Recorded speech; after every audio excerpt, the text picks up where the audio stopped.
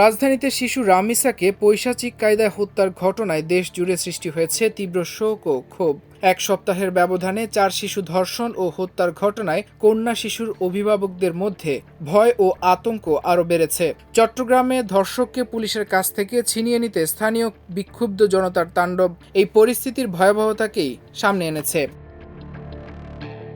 শুধু এই ঘটনাই নয়, সারা দেশে বাড়ছে খুন, অপহরণ, ছিনতাই, চাঁদাবাজি, চুরি, ডাকাতির মতো অপরাধ।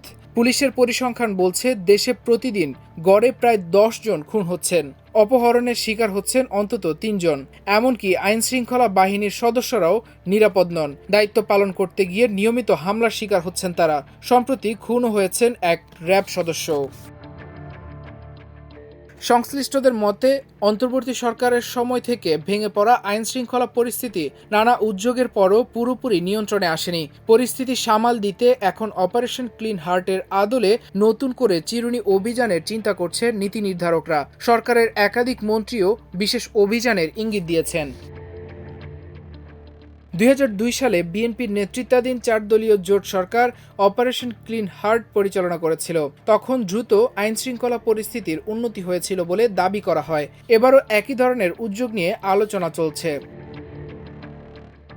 সম্প্রতি দলীয় এক সভায় স্বরাষ্ট্রমন্ত্রী সালাউদ্দিন আহমদ আইনশৃঙ্খলা অবনতি ঘটায় এমন কর্মকাণ্ডে জড়িতদের বিরুদ্ধে কঠোর হুঁশিয়ারি দেন। অন্যদিকে পরিবেশ মন্ত্রী আব্দুল আওয়াল মিন্টু বলেন, সরকার 2-3 মাসের মধ্যেই ক্লিন হার্টের মতো অভিযান চালাতে পারে এবং প্রকৃত অপরাধীদের আইনের আওতায় আনা হবে। তবে র্যাপিড অ্যাকশন ব্যাটালিয়নের মহাপরিচালক আহসান হাবিব পলাশ বলেছেন, তারা আগের কঠোর পুলিশিং ব্যবস্থায় ফিরতে চান না।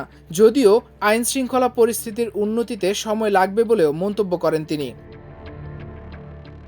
পুলিশ সদর দপ্তরের তথ্য অনুযায়ী চলতি বছরের প্রথম 4 মাসে দেশে হত্যা মামলায় সংখ্যা দাঁড়িয়েছে 1142টি।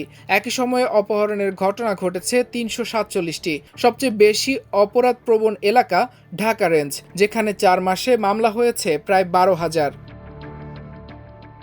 বিশ্লেষকদের মতে পরিস্থিতি নিয়ন্ত্রণে বিশেষ অভিযান হতে পারে, তবে আইন বহির্ভূত কোনো ঘটনা যেন না ঘটে সেদিকেও সতর্ক থাকতে হবে।